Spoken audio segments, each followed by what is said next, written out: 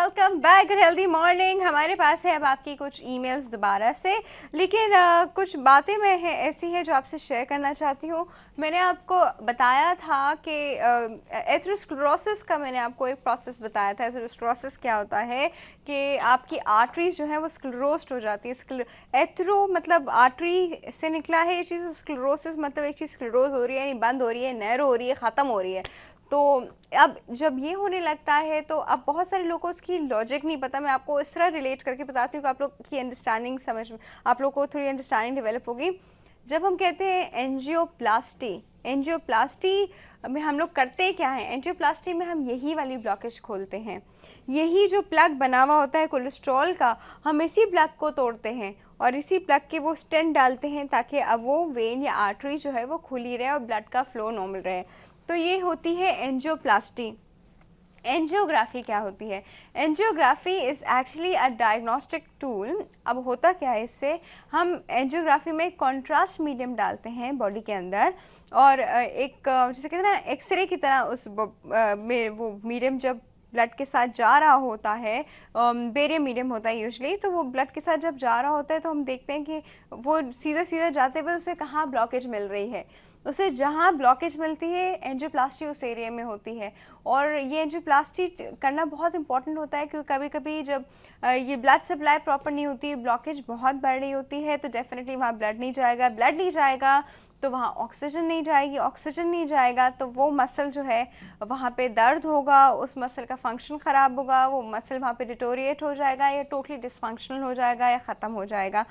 अब होता क्या है यहाँ पे, मैं आपको थोड़ी सी इस चीज़ की लॉजिक बताऊँ कि एक चीज़ होती है हार्ट अटैक, एक चीज़ होती है एंजाइना, और एक चीज़ होती है कार्डियक अरेस्ट और एक चीज़ होती है कार्डियक फेलियर। अब ये सारी टर्म्स जो हैं ये एक नहीं है, डेफिनेटली हर टर्म जो है वो अपनी अपनी कोई चीज़ है।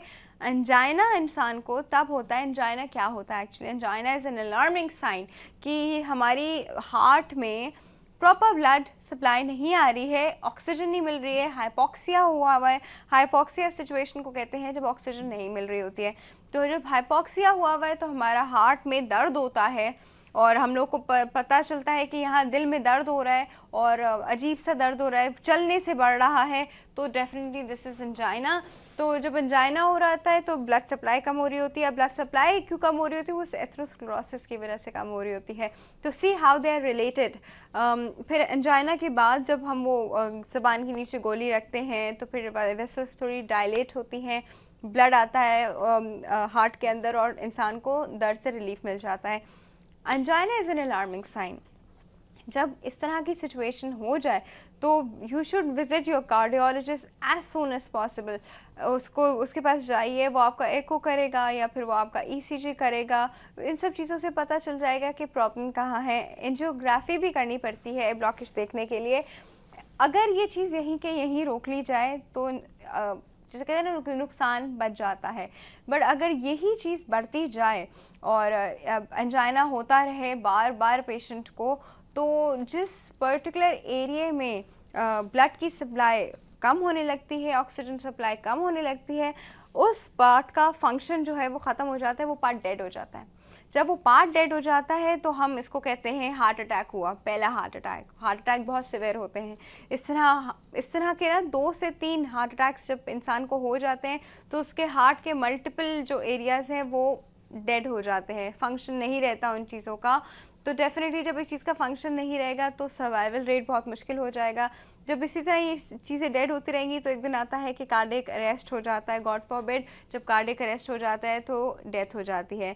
एंजाइना और हार्ट अटैक के बाद इंसान जो सर्वाइव कर रहा होता है उसे हम कहते हैं कि ये हार्ट फेलियर में है।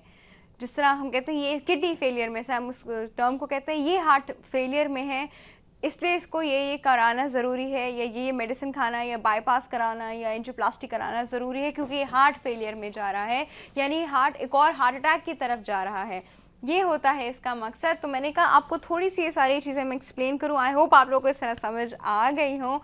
हमने एक रिपोर्ट बनाई हुई है कोलेस्ट्रॉल के ऊपर, हार्ट के ऊपर, चल के देखते हैं। आपका ही मजा आएगा रिपोर्ट देख के। अभी वापस आए।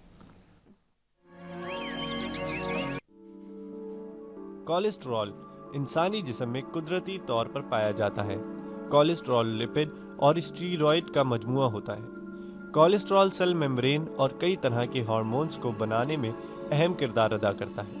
80% कोलेस्ट्रॉल लिवर में बनता है और बाकी ग़िज़ा के ज़रिए। ग़िज़ा के ज़रिए जिस्म में पहुंचने वाले कोलेस्ट्रॉल गोश्त, पोल्ट्री और दूध से बनी मसनूआत से बनता है। ये कोलेस्ट्रॉल इंटेस्टाइन में जज़्ब होकर लिवर में जमा होता है। लिवर कोलेस्ट्रॉल को रेगुलेट करता है और ज़रूरत पड़ने पर इस्तेमाल भी करता है। कोलेस्ट्रॉल खून के ज़रिए जिस्म में हरकत करता है और ये हरकत खून में मौजूद प्रोटीन की वजह से होती है। इस मजमूए को लाइपोप्रोटीन कहा जाता है। लाइपोप्रोटीन की वो किस्म जो इंसान के लिए ख़तरनाक होती है उसे LDL यानी लो डेंसिटी कोलेस्ट्रॉल कहा जाता है और HDL यानी हाई डेंसिटी प्रोटीन। LDL को जिस्म से ख़त्म करने में मदद करती है। कोलेस्ट्रॉल, वज़न की ज़्यादती, ग़िज़ा में कोलेस्ट्रॉल लेवल ज़्यादा होना और उम्र के साथ बढ़ता है और कई अमराज का बाइस भी बनता है। कोलेस्ट्रॉल लेवल को बरकरार रखने के लिए खाने में एहतियात, बाकायदगी से वर्जिश और सिगरेट नोशी से परहेज़ ज़रूरी है।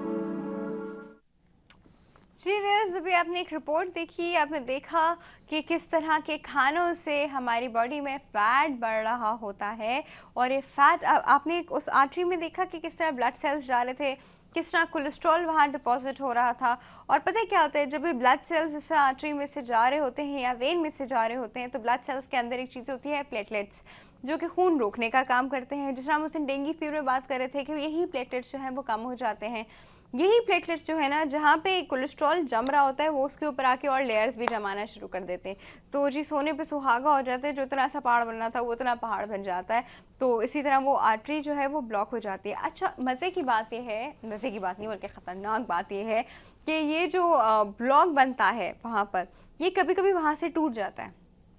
अब क्या क्या आर्टरी का साइज़ इतना था और वो ब्लॉक का साइज़ इतना था, वो वहाँ से टूट गया और वो ब्लड फ्लो के साथ चलता चला गया।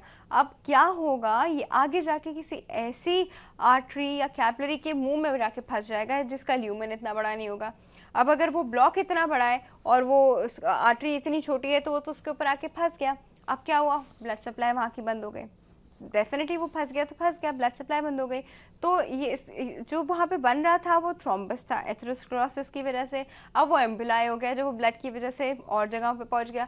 अब ये कभी कभी ये भी होता है कि ये चीज़ जो होती है ये ब्रेन में चली जाती है। ये बड़ी ख़तरनाक चीज़ है। हम लोग इस पर भी डेफिनेटली बात करेंगे कि ये क्या होता है, एम्बुलाइज कहाँ कहाँ जाते हैं, पल्मोनरी एम्बुलाई क्या होता है, एम्बोलिज्म जिसकी हम बात करें, ये एम्बोलिज्म क्या होता है। एम्बोलिज्म मैं आपको पूरा एक्सप्लेन तो नहीं करना चाह रही यहाँ पर, हम डेफिनेटली डॉक्टर से पूछेंगे। लेकिन यही जब थ्रोम्बस टूट के हमारी बॉडी में डिफरेंट जगहों पे इस तरह जाके कहीं ना कहीं स्टक हो जाता है, एम्बुलाई बन जाता है, तो बहुत ख़तरनाक और सीरियस सिचुएशन सामने आती हैं। और जैसा मैंने भी आपको बताया था कि हमारे पास ऑप्शंस होते हैं इसी तरह के कि हम लोग एंजियोप्लास्टी करा लें, इस चीज़ को ख़त्म करवा लें वहाँ से, या बाईपास करवा लें। क्योंकि देखें, उस ऑर्गन को ब्लड तो जाना ही जाना है और जाना ज़रूरत भी है डेफिनेटली। अगर ऑर्गन में ब्लड नहीं जाएगा, जहाँ की ब्लड सप्लाई रुक गई है, तो उस ऑर्गन का फंक्शन ख़त्म हो जाएगा और वो ऑर्गन वहाँ से डेड हो जाएगा।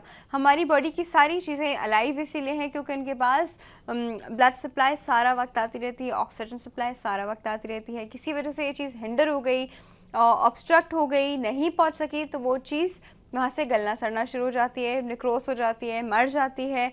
तो इन द फर्स्ट प्लेस वो चीज़ होने ही ना दी जाए।